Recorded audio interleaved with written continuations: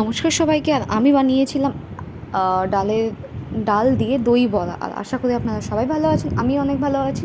তো আমি বিউলির ডাল ভিজিয়ে নিয়েছিলাম আর তারপরে ভালো করে পেস্ট করে আর একটু হাতেও একটু ফাটিয়ে নিয়েছিলাম, দিয়ে জলের মধ্যে ছেড়ে দেখলাম যে ঠিক আছে কিনা।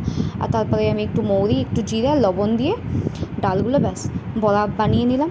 এবার আস্তে আস্তে সুন্দর করে তুলে আমি একটু ঠান্ডা করে একটা পাত্রে জল আর ওর মধ্যে একটু লবণ আর অল্প একটুখানি চিনি নিয়ে আমি বড়াগুলোকে একটু ভিজিয়ে রাখলাম।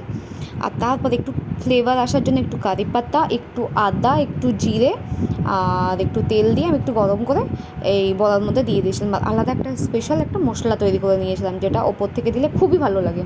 আর এই যে আমি তেঁতুলের টকটা বানিয়ে নিয়েছি আর মোটামুটি সব ভিজে গেছে, দেখতেই পাচ্ছেন। আমি এখন লিপ দিচ্ছি আর আমার জিভে জল চলে আসছে। খেতে কিন্তু বেশ ভালোই হয়েছিল, আমি ফার্স্ট টাইম বানালাম।